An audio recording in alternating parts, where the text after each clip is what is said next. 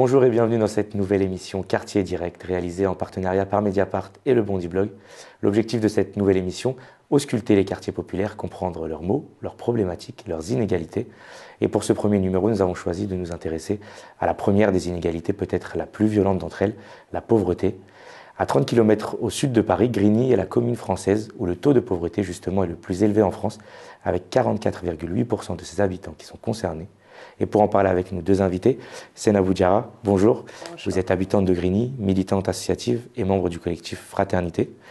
Et à vos côtés, Philippe Rio, vous êtes le maire de Grigny, le maire communiste de Grigny depuis 2012. Bonjour. Bonjour. Merci d'avoir accepté notre invitation. Une question simple finalement pour commencer. Les 44,8% d'habitants et d'habitantes dont je viens de parler, qui sont-ils ? Des Français, des gens qui souhaitent et qui n'aspirent qu'à une chose, vivre normalement, donc fuir les maux de la précarité. Ils veulent retrouver de la dignité. Je tiens à dire que derrière les 45% de personnes qui vivent sous le seuil de pauvreté, la réalité chez les enfants est bien pire. C'est-à-dire qu'en France, au XXIe siècle, dans la 5e ou 6e puissance mondiale, il y a des territoires où il y a 2/3 des enfants qui vivent sous le seuil de la pauvreté. Parce que ce sont eux qui sont les plus touchés par cette précarité, public féminin aussi majoritairement, mais voilà, derrière ce chiffre de 45%, c'est 66% d'enfants qui vivent sous le seuil de pauvreté. Sena Boudiara, on a l'image derrière le terme de pauvreté de personnes sans-abri, de personnes en grande difficulté. Finalement, ce qu'on comprend, c'est que la réalité, elle est plus large que ça et elle touche des gens pour lesquels on ne s'y attend pas forcément. Oui, parce que lorsqu'on parle de pauvreté, tout de suite on pense aux personnes sans emploi, aux personnes, mais quelquefois même des personnes en emploi qui gagnent le SMIC ou en dessous du SMIC, ils ne peuvent pas finir les fins de mois. Et la réalité de la vie fait aujourd'hui que quelqu'un qui gagnait il y a quelques années 2000 €, aujourd'hui ça ne suffit plus pour vivre décemment. Alors imaginez quelqu'un qui gagne un SMIC ou sous le SMIC, c'est encore pire. Concrètement, par exemple, c'est quoi aujourd'hui être pauvre, être sous le seuil de pauvreté ? C'est quoi ? C'est des gens qui ne mangent pas à leur faim, par exemple, des gens qui ne peuvent pas aller en vacances ? Il y a ne pas manger à sa faim, il y a ne pas aller en vacances, mais comme il parlait d'enfants tout à l'heure, un exemple dans une école il y a quelques jours, un enfant qui arrive de 4 ans, qui est arrivé à l'école, c'était son anniversaire et l'enfant expliquait à ses camarades de classe que pour lui faire un gâteau d'anniversaire à la maison, sa maman n'avait pas de quoi acheter des œufs. Cette réalité, j'imagine que vous, en tant qu'élu, le reste de votre conseil municipal, vos services municipaux, vous la prenez, pour parler un peu trivialement, en pleine face, quotidiennement. C'est notre quotidien dans tous les sujets. Parce que fondamentalement, la pauvreté, elle bafoue les droits humains fondamentaux. Le droit à la santé est bafoué, moins de santé. Le droit à l'éducation est bafoué, moins d'éducation. Le droit à l'emploi, c'est le royaume de la précarité, des petits boulots, du boulot mal payé, qui fait qu'on ne peut pas vivre de son travail dignement. Et on multiplie ça. C'est le droit aux vacances, vous avez parlé du droit aux vacances. C'est quelque chose qui est fracassant. De ne pas pouvoir se dire on ne peut pas aller en vacances, ne serait-ce un jour, une semaine. On se sent en dehors de cette société. Donc il y a les droits fondamentaux qui sont bafoués. On a un autre souci qui est celui, les services publics sont là pour corriger les choses et pour permettre une émancipation. Or, la pauvreté dans les quartiers populaires, il y a une double peine. C'est-à-dire que les services publics sont moins efficaces, en fait moins présents même. Il y a moins de police, il y a moins de justice, il y a moins d'écoles, il y a moins de santé, il y a moins de droits aux vacances, il y a moins de tout dans nos quartiers. Et donc il y a une double peine qui se fait, et je terminerai sur la question de l'image dans nos quartiers. Nos quartiers souffrent d'une image dans la société française, le mythe du mauvais sauvage, du bouc émissaire politique. Et être pauvre, c'est aussi avoir une estime de soi dévalorisée, avoir des sentiments de honte, s'isoler vis-à-vis même de la société. Et donc là aussi, en matière d'image, l'individu, précaire, pauvre, dans un quartier populaire, montré du doigt, stigmatisé à fond dans notre société, fait que là aussi, il y a un sentiment, une réalité, c'est pas qu'un sentiment, une réalité de double peine. Si on s'intéresse un peu à la question finalement des causes. Qu'est-ce qui fait de Grigny aujourd'hui la commune la plus pauvre de France? La France a organisé ce que certains appellent aujourd'hui pour la première fois un apartheid social et territorial. Terme utilisé par un ancien Premier ministre. Manuel Valls. Et il y a Aubervilliers, Clichy-sous-Bois, d'autres communes qui sont à plus de 40%. Et effectivement, dans le trio de tête, on peut se dire il y a ces 3 villes. Elles souffrent fondamentalement d'une problématique. Et moi, j'invite à lire tout le monde un ouvrage qui vient d'être paru par un journaliste de Télérama qui s'appelle Les Avis de Jarcy sur les abandonnés. Et cet ouvrage montre bien la genèse de cette ségrégation qui s'est construite à partir des années 60-70 et dont aujourd'hui les crises successives n'ont fait en sorte que dans ces territoires-là, où le mal-logement est quand même terrible, notamment là où il y a des copropriétés dégradées, puisque c'est un nouveau phénomène qui accroît la précarité, eh ben, ces territoires qui concentrent un taux de copropriété extrêmement élevé, anormalement élevé, avec des quartiers populaires classiques de type logement social, logement public, ces territoires sont devenus comme des NAS de notre République, des SAS pour certains, et dans une société qui...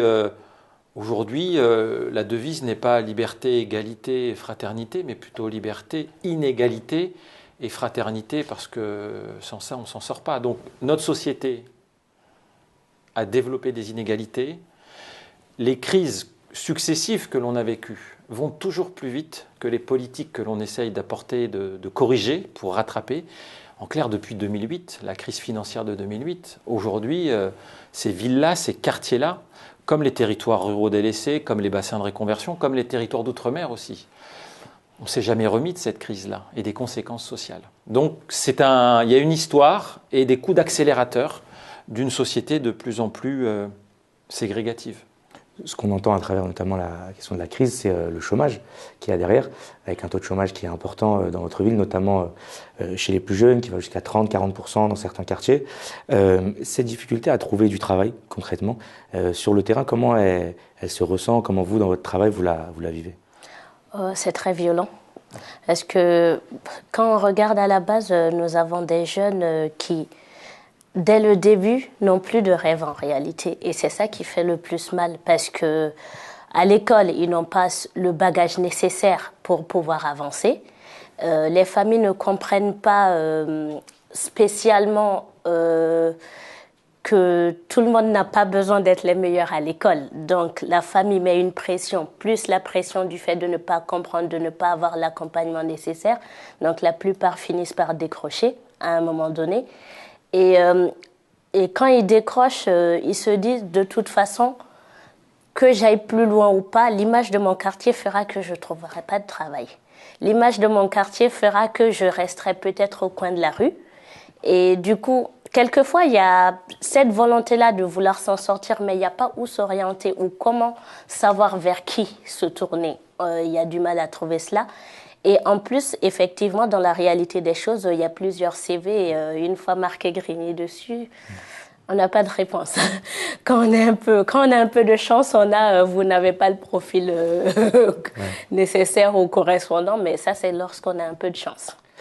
Vous avez parlé tout à l'heure d'Aubervilliers, par exemple, dans le trio oui. des villes les plus pauvres. À Aubervilliers, il y a quand même la proximité avec Paris, à l'arrivée de grandes entreprises, dont peut-être votre ville ne bénéficie pas forcément. Vous êtes plus éloigné de Paris. Est-ce que les jeunes Grignois, finalement, ils sentent cette forme d'enclavement? Est-ce que c'est plus dur d'aller à Paris chercher du travail? Est-ce que vous avez peut-être plus de problématiques que les villes Aubervilliers et Clichy, en l'occurrence, dont vous parliez tout à l'heure? Clichy est près en distance, mais loin en moyens de transport. C'est vrai. Il y a effectivement des problématiques qui sont un petit peu différentes. La question du chômage, je crois qu'on doit tous changer notre logiciel. C'est la question de l'employabilité aujourd'hui. Et il y a un mensonge dans ce pays qui considérerait que l'éducation nationale fait plus et mieux dans nos quartiers populaires. C'est faux. D'ailleurs, je rappelle que c'est dans ces quartiers populaires où la jeunesse est la plus nombreuse dans notre pays. Et je trouve qu'on n'en prend pas soin. Je vous donne 2 chiffres. Un rapport interministériel de 2016 à Grigny démontre que 50% des élèves qui sortent du système scolaire à Grigny sortent sans diplôme. À partir de là, trouver un emploi est déjà un parcours du combattant. Si vous y ajoutez en plus une discrimination à l'adresse, qui est une réalité, des problème de comportement, un regard de l'entreprise qui doit changer aussi vis-à-vis de ces jeunes et moins jeunes qui viennent de ces quartiers populaires, vous avez fondamentalement l'une des raisons. Notre école, aujourd'hui, renforce des inégalités sociales et familiales. Un autre exemple, Grigny, c'est 25% des élèves qui vont jusqu'au bac. La moyenne française est de 80%. C'est-à-dire que dès le départ, on ne crée pas les conditions pour faire en sorte que ces enfants de la République aient les mêmes moyens d'insertion professionnelle. Vous avez parlé tout à l'heure, par exemple, des années 60-70, qui ont été le début un peu...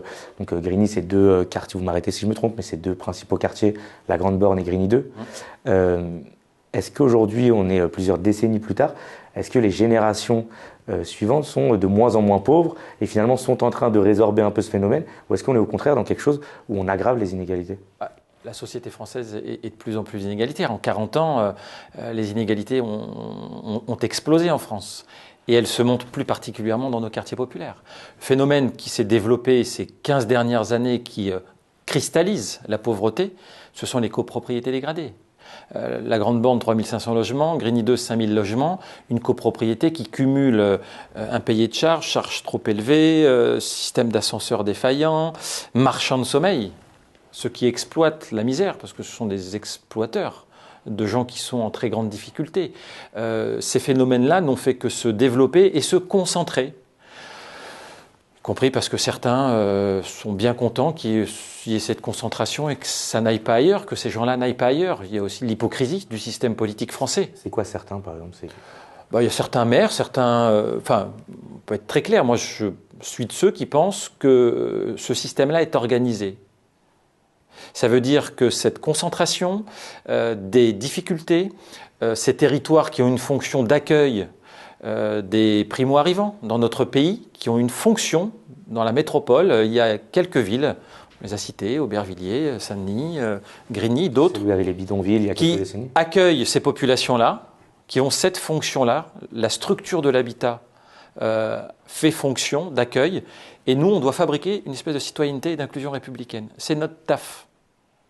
Après, il faut juste qu'on nous donne les moyens. Nous, on est tous prêts à le faire, y compris de différents bords politiques. De maires, je parle pas de politiques nationaux, c'est un autre monde pour moi. En tout cas, d'élus locaux, on vit les mêmes choses, on veut réussir les mêmes choses, et donc qu'on nous donne les moyens, à nous, aux acteurs associatifs, aux services publics, police, justice, éducation nationale. Prenons le Pôle emploi. Comment se fait-il que dans notre pays, un conseiller Pôle emploi dans un quartier populaire, il a 200 personnes et ailleurs, il en a 90. Là où la personne a le plus besoin de soutien, voilà, on lui met 2 fois plus de boulot. Et ça, on le retrouve partout. Donc, profonde inégalité, y compris de moyens.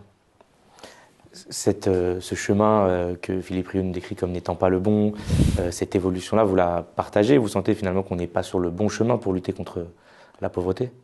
On n'est pas sur le bon chemin parce qu'il a parlé de stigmatisation, il a parlé d'accueil. Déjà, il y a un problème profond qu'on remarque sur le terrain dans nos cités, c'est que on se pose des questions sur le fait que vous avez des enfants de la République qui sont nés en France, qui ont grandi en France, mais qui se sentent exclus du système, qui ne se sentent pas français. Mais qu'est-ce que la société a fait pour qu'on en arrive là ? Il y a cette question-là que même les jeunes ne pourront pas répondre là-dessus. On a aussi les personnes... En réalité, dans nos cités, on a toujours l'image de râler, de toujours vouloir demander ou de vivre des aides sociaux. La réalité d'aujourd'hui fait que les aides sociaux ne font vivre personne. Au contraire. Les gens ont même honte des fois d'aller en demander. Donc on en a beaucoup qui n'en demandent même pas, qui ont des droits qui n'iront pas demander. C'est pas de la fierté ou quoi que ce soit, mais qui veulent réussir, qui veulent qu'on leur donne des moyens pour s'en sortir. Et ces moyens-là, on ne donne pas. En octobre dernier, puisqu'on parle là de moyens, on est dans le cœur du sujet. En octobre dernier, c'est depuis Grigny qu'avait été lancé un grand appel. Vous parliez de maires de différentes sensibilités, l'appel de Grigny. Est-ce que sur la question de la pauvreté, l'appel de Grigny et le message qu'il portait, vous le porteriez aussi, c'est-à-dire de dire finalement à l'État, c'est vous qui avez la clé, donnez-nous les moyens pour lutter et pour répondre aux problématiques qu'on a nous sur le terrain. L'État a un rôle déterminant, de donner un signe, de montrer le chemin, de donner l'exemple et l'ambition parce que suite à l'appel de Grigny, il y a eu tout un travail de fait avec des associations, avec des élus locaux. On a entamé un tour de France des solutions. Jean-Louis Borloo a été nommé. Et on a appelé ça mobilisation générale. Nous sommes tous convaincus que c'est la France entière qui doit donner ce coup de main à ces quartiers populaires pour que nous en sortions. Et le titre du rapport qui a été remis, qui est un rapport collectif, encore une fois, c'était pour une réconciliation nationale. Aujourd'hui, pour les quartiers populaires, et donc là où il y a une concentration de la pauvreté, c'est une réconciliation nationale parce qu'on a un problème dans ce pays avec les quartiers populaires. Et donc on l'appelait comme ça. Il y avait 3 avantages. Le premier, c'est que c'était une histoire transpartisane, vous l'avez noté, c'est rare quand même. 2, ça venait du terrain. C'est-à-dire, en clair, c'était des élus locaux et des associatifs, avec le collectif Bleu Blanc Zèbre qui regroupe énormément d'associations. Et puis, 3e petite victoire que l'on a eue dans cette démarche un peu nouvelle, c'est que peut-être pour la première fois, les relais d'opinion, les médias avaient un regard nouveau sur les banlieues. Moi qui ai fait plusieurs médias dans la période, souvent on nous posait des vraies questions sur mais est-ce que vous êtes vraiment pauvre ? Est-ce que les chiffres que vous avancez de 45%, de 66% chez les jeunes, sur l'éducation, tout ça c'est vrai? Et mes collègues, que ce soit aujourd'hui des collègues maires ou des associatifs sur tous les plateaux de télé, de radio, de médias, de la presse écrite, avaient les mêmes questions. Nous avions gagné ça durant cette période. Donc ce coup de gueule, il y a eu le 22 mai, le président de la République nous a tous convoqués, il a mis à l'amende un peu tout le monde, y compris Jean-Louis Borloo, qui était un peu le chef d'orchestre de tout cela. Bon, il se trouve qu'il y a des choses qui sont reprises dans le rapport, qui sont mises en œuvre, mais avec beaucoup de moins de dynamique, en fait. Et c'est ça que moi je regrette fondamentalement, de ce consensus créé. Le 22 mai a cassé fondamentalement une dynamique dont on savait qu'elle n'était pas la solution miracle. Mais franchement, transpartisan, venant du terrain et avec des relais d'opinion, ça ne s'est jamais vu sur les banlieues françaises. On peut vous répondre aussi, finalement, vous, à votre échelle, qu'est-ce que vous faites? C'est-à-dire qu'il y a aussi une question locale, notamment dans cette problématique de la pauvreté. Vous, concrètement, quelle est votre marge de manœuvre? Qu'est-ce que vous pouvez faire pour rendre les gens pauvres moins pauvres, pour parler un peu trivialement? D'abord, ça l'a été dit tout à l'heure, il n'y a pas de fatalité à la pauvreté. Si on n'a pas cet axe-là dans la tête, le dire, le redire, une espèce de pédagogie de la répétition, il n'y a pas de fatalité à la pauvreté, à la discrimination, au racisme et à tout ça. C'est pas facile de tenir droit sur ça quand on prend des coups à longueur de journée ou quand on a à gérer, à vivre des situations. Et quand les chiffres montrent qu'il y a une forme de répétition et de absolument, absolument. 2, après il faut s'organiser, il faut résister collectivement. Et 3, il faut passer son temps à inventer, innover, parce qu'en fait le système, il n'est pas fait pour trouver des solutions. On ne rentre jamais dans les cases des politiques qui viennent d'en haut.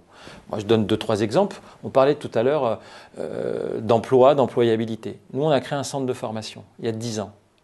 L'an dernier, c'est 500 stagiaires qui sont passés avec un diplôme, 52% de femmes, pour qui c'était le premier diplôme dans la vie, un diplôme qualifiant.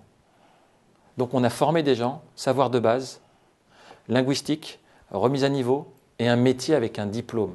Mais pour des gens qui n'ont pas de diplôme, qui viennent d'ailleurs, ou parce que le diplôme n'est pas reconnu, c'est un moment de fierté, mais aussi d'insertion professionnelle.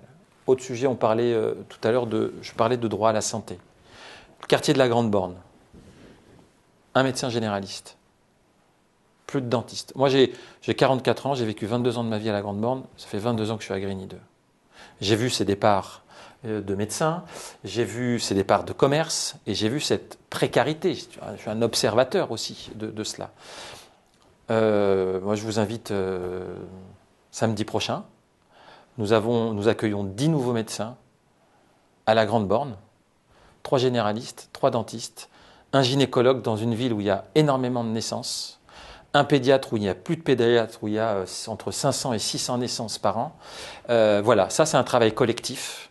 Parce qu'on n'a pas cessé d'inventer, d'innover, de résister et de dire c'est inadmissible qu'il n'y ait pas de médecin. Mais vous, par exemple, Seynabou, qui habitez Grigny, qui travaillez sur le terrain, Quand il n'y a pas de dentiste, quand il n'y a pas de médecin, comment on fait? On va ailleurs, on ne se soigne pas. Est-ce qu'il y a des familles du coup qui se privent de soins tout simplement? Ceux qui peuvent se le permettre peuvent aller ailleurs, mais il y en a beaucoup qui ne se soignent pas tout simplement. Pour la simple raison, comment se soigner quand on n'arrive pas à acheter du pain pour la fin de la semaine?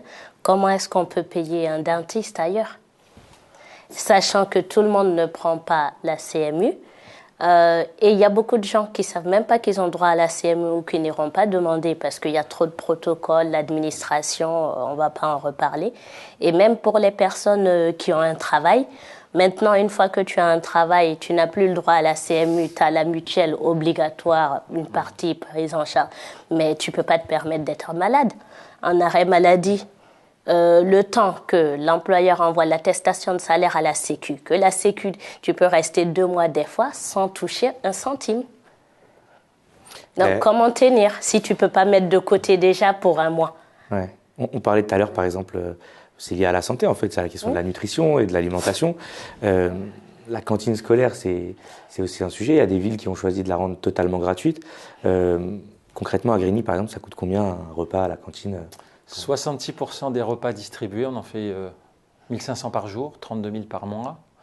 66% sont inférieurs à 1 euro.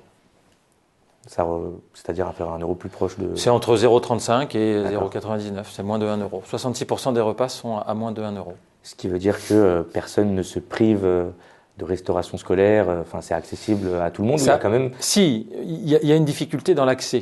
Quand on a 2, 3, 4 enfants, ça quand même, à la fin du mois, ça commence quand même à faire beaucoup. 2, on a la question de la malbouffe, on va se le dire, dans nos quartiers populaires, chips Coca, c'est parfois... Il y a beaucoup plus d'obésité dans les quartiers pauvres. Et il y a beaucoup plus d'obésité, de problématiques de diabète. Là, on a des phénomènes d'atteinte de maladies chroniques sur le diabète, notamment des personnes âgées, mais ça commence aussi chez les jeunes, qui est terrifiant. Donc la question de la malbouffe, je pense que les collectivités locales doivent être exemplaires. On n'a pas pris tous le chemin parce qu'il y a d'autres priorités, mais aujourd'hui, la question de la santé... à Grigny, les chiffres sur la santé, c'est qu'on vit 3 ans de moins quand on est grignois qu'en France. Là, on est dans le cœur du sujet, en fait. C'est-à-dire que c'est une conséquence concrète de l'alimentation. Et l'alimentation, il faut faire. Alors, sur le plan pauvreté et ces questions-là, donc en clair, les collectivités locales, soit elles font gratuit, soit elles sont au quotient familial, qui est une vieille pratique des communes. Sur le petit déjeuner, c'est un vrai sujet, parce que c'était d'ailleurs ce qu'on revendiquait depuis l'appel de Grigny, la question des petits déjeuners, parce que beaucoup d'enfants vont à l'école le ventre vide et que ça pose des questions d'attention et donc de suivi éducatif. Là, il y a une expérimentation, je crois, qui va être lancée par le ministère. Est-ce que Grigny, par exemple, va être candidate Nous expérimentons dans une école actuellement, depuis 2-3 mois. Et c'est quoi concrètement, pardon c'est l'enfant arrive en classe et on a le petit déjeuner. Il y a un temps de petit déjeuner. Ça fait partie du temps scolaire. Ça vous paraît, Sénabo, être une solution, une bonne solution? C'est une bonne solution dans la mesure où les petits déjeuners, c'est pas tout le monde qui a les moyens de l'offrir à son enfant. Et du coup, oui, un enfant qui a faim et un qui n'a pas faim, il n'y a pas le même rythme. C'est la première inégalité de la journée, en fait. C'est la première inégalité. Mais pour aller même plus loin que le petit déjeuner, par exemple, nous, sur la ville, il y a l'Académie des sports. Comme on va en parler, où les enfants de primaire ont accès au sport gratuitement. Mais on demande aux familles quand même de leur participation de donner un goûter pour l'enfant parce que c'est après l'école, il y a différents sports que les enfants peuvent découvrir. Mais même là, il y a des difficultés à ce que les parents puissent donner un goûter à leurs enfants à ramener pour l'après-midi. Ouais. Pour parler de la question des loisirs, moi par exemple pour préparer cette émission, je regardais un peu les prix à l'US Grigny, donc qui est le club omnisport principal dans la ville. Et en gros, si on veut faire du basket, il faut compter entre 100 et 150 euros, un peu plus pour du foot. Si on veut faire de la gym, c'est 200 euros. Avec beaucoup de familles qui ont plusieurs enfants, concrètement, même quand on est pauvre, même faire du sport, faire des loisirs, c'est une forme de luxe. Oui, absolument. 30% des Essonniens sont inscrits dans un club sportif, c'est 8% à Grigny. Et quand on regarde les femmes, on tombe à 5-6%. Et donc c'est pour ça qu'on a créé l'Académie des sports, encadrement pro, type club, type fédéral, je vais faire simple, mais gratuité. Et là, 500 jeunes 6-12 ans, 52% de jeunes femmes. Ce modèle-là, il faut que maintenant ce sas-là entre la rue et le club sportif, parce qu'il y a un écart, vous l'avez dit, c'est le travail sur la licence sportive, qui est très réglementée, somme toute. Hein, pas un club sportif, il ne se fait pas d'argent. Ouais. Il doit financer, il doit payer un encadrement réglementé, il doit répondre à un cahier des charges. Donc, sur la question du tarif, je pense qu'on ne pourra pas faire. Par contre, aujourd'hui, il y a un système qui dysfonctionne. Les tickets loisirs de la caisse d'allocation familiale sont sous-utilisés dans notre pays. Alors moi, je vois à Grigny, il y a une enveloppe comme ça, on n'utilise que 10%. Qui représente à peu près 90 € par enfant. C'est ça. Donc, nous travaillons dans le cadre du plan pauvreté à faire en sorte que ce soit le club qui baisse directement sa licence. Actuellement, pour être concret, il faut payer d'abord au club. On paye la licence. On paye. Tamponner le passeport loisir, l'envoyer à la CAF et puis être remboursé. Vous Ce qui fait un certain nombre de démarches. Voilà, et en fait, c'est rébarbatif et ça crée du non-recours fondamentalement. Ouais, et quand vous avez 1, 2, 3 enfants, en fait, vous faites un choix. Et on s'est aperçu souvent qu'on fait dans les familles, on fait le choix du garçon, qui est l'aîné, souvent. Et donc, ça veut dire ceux qui sont derrière ou quand vous êtes femme, eh ben, c'est compliqué. Pour le club sportif, la réalité, c'est qu'on paye en fait au mois le mois. C'est le club sportif qui fait l'avance de l'aide faite par la caisse d'allocation familiale. Donc, système complètement hallucinant. Mais sans rentrer dans une discussion technique sur le budget de votre commune, parce que ça va nous prendre une bonne heure, comment vous financez à la fois des repas à 35 centimes ou à 50 centimes à la cantine, l'académie des sports gratuite enfin, j'imagine que votre commune est endettée, par exemple. Comme toutes les communes de France, je vous rassure. Sachant en plus qu'il y a cette difficulté avec le fait que, je crois, 2 tiers des Grignoises et Grignois ne payent pas d'impôts, sont non imposables. Comment on fait financièrement ? Tout à l'heure, quand j'expliquais le système de volonté de laisser des villes dans cette situation, vous touchez, et je serai très court, sur les finances locales. Il y a la double peine. Vous êtes pauvre et vous vivez dans une ville pauvre. Les systèmes de solidarité, de péréquation financière, est un système qui est obsolète et inefficace en France. Un dernier rapport de la Cour des comptes le démontre très tranquillement. En Île-de-France, ils ont fait Aubervilliers, ils ont fait Clichy, ils ont fait Grigny, ils ont fait Drancy. Plusieurs villes montrent que ce système-là ne fonctionne pas. Donc on tire sur tout. Tous les jours, on est au système D, on est en limite de tout, mais encore une fois, ne pas manger ou ne pas faire de la culture ou même ne pas soutenir les associations. Depuis le début du mandat, on a fait un choix collectif, 0 centime enlevé aux associations. Le budget de la culture reste le même. Parce que, et ça, c'est un combat politique. Et donc, comment on fait ? Je me le demande des fois, mais tout le monde s'y met et on arrive à quand je parlais d'inventivité tout à l'heure, ben, on est au cœur de ça. Le budget communal, on invente tous les jours. Monsieur le maire dit tout le monde s'y met. On a parlé des acteurs étatiques, du gouvernement, on a parlé des acteurs locaux. Il y a aussi un acteur qui est finalement la société. Vous êtes militante associative. Est-ce que le ressort de la fraternité, il marche pour résorber la pauvreté ? Est-ce qu'à Grigny, concrètement, tout le monde un peu prend à bras de corps cette problématique et qu'est-ce qu'on fait ? Il marche très bien parce que tout à l'heure, j'ai cité l'exemple de l'enfant qui n'avait pas d'œuf pour son gâteau d'anniversaire. Ouais. Ça m'a vraiment bouleversé cette histoire-là. Ouais. Et comment ça s'est fait ? Vu que l'enfant l'a expliqué à quelques camarades en classe qui l'ont rapporté à la maison, c'était un mardi et le jeudi matin, il y a plusieurs parents qui ont ramené des œufs, de la farine et finalement on a fait un gâteau pour le petit dans la classe. Mine de rien, c'était quelque chose... Ça a l'air symbolique, mais ça commence comme ça finalement. Oui, et puis nous avons aussi, par rapport à l'Académie des sports, on essaye d'informer les parents l'importance d'accompagner son enfant. Parce qu'à un moment donné, quand on ne s'autorise plus les choses, on reste enfermé chez nous. Et même le fait d'accompagner un enfant au basket, l'autre au foot, l'autre au conservatoire, par-ci, par-là, on a du mal. Donc, entre parents, on s'organise. Il y en a un qui ramène 2, 3, 4 enfants, qui les accompagne. On a aussi l'information de dire, mais même si tu peux pas y aller, c'est pas grave, donne-moi l'autorisation. C'est prendre une responsabilité d'un autre enfant qui n'est pas le tien, mais en même temps, ça aide l'enfant aussi à s'épanouir ailleurs qu'à la maison devant la télé. Donc, on a aussi, comment dirais-je, quand il y a eu les incendies à Grigny 2, Il y a un an, il y en a eu un aussi récemment. On a toute cette solidarité où les gens viennent, apportent un peu de nourriture, apportent un peu de vêtements. On va parler de précarité avec le Secours populaire et autres qui ils font un bon boulot, hein. Mais il y a tellement de demandes sur la ville que ce que j'expliquais tout à l'heure, des personnes qui ont des rendez-vous un vendredi après-midi, mais ils en ont pour toute l'après-midi. Tu arrives, ton rendez-vous il est à 14h, des fois tu quittes, il est 18h. Donc il y a le temps où tu dois récupérer tes enfants à l'école. Il y en a qui vont se décourager et partir sans... Pourtant, ils ont besoin de manger. Comme il y en a d'autres qui peuvent passer des coups de fil à des camarades d'école, de parents de camarades pour récupérer l'enfant à l'école en attendant d'arriver. Il y a pas mal de choses comme ça qu'on s'organise entre nous. Pas le choix. Mais qui fait que, oui, à des moments, la solidarité entre habitants, c'est quelque chose de très important. Et surtout, le manque d'information. Le nombre de personnes qui reçoivent des courriers, qui ne savent pas ce qu'est le contenu de ce courrier-là, à plus forte raison que d'aller faire des démarches. On parlait des tickets loisirs. Il faut déjà comprendre que c'est un droit, c'est une réduction et qu'il faut faire des démarches.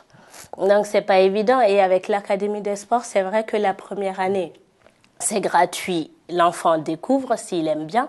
Et ils se sont engagés aussi avec, il y a tout un contrat avec la CAF, je pense, où la deuxième année, l'enfant peut intégrer un club sportif et la CAF verse directement à l'association. Bon, ensuite, une fois que le rythme est installé, il y a des accompagnements pour que l'enfant puisse continuer. Et puis, on parlait du conservatoire aussi, qui est génial. Ils font du bon boulot au conservatoire. Et ce qui est bien, c'est qu'on a quand même cette chance-là que la municipalité ait décidé vraiment d'investir. Pourquoi on n'a pas le droit à la culture ? Pourquoi est-ce que nous, en tant qu'habitants de quartier, on ne peut pas sortir de notre quartier pour aller visiter des musées ? Pourquoi est-ce qu'on ne peut tout simplement pas sortir dans le cadre de la misère, de sortir un peu, de venir à Paris nous promener? C'est toute une problématique et les gens ne savent même pas quels sont leurs droits, comment ils peuvent y arriver. Quelquefois, c'est tout bête, mais juste aller dans un parc, dans une ville à côté de Grigny, pour les gens, c'est... Quand tu leur dis, mais j'ai été à tel parc. Ah bon ? Comment tu savais que tu pouvais aller là ?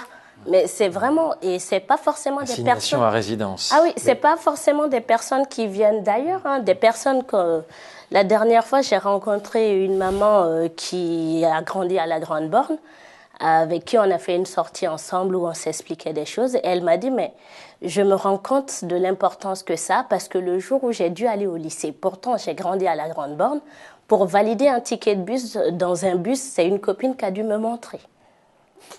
C'est ça la pauvreté aussi. C'est ça aussi la pauvreté. Parce qu'on ne s'autorise plus. On ne s'autorise plus, on n'ose plus. On ne s'autorise même pas à rêver. Ce sera peut-être le mot de la fin, monsieur le maire. Philippe Rios, Céline Boudjara, merci beaucoup d'avoir été avec nous et puis d'échanger sur cette question importante de la pauvreté. Merci à Mediapart et au Bondi Blog pour la préparation et la réalisation de cette émission. On se retrouve bientôt pour un prochain numéro donc, de Quartier Direct.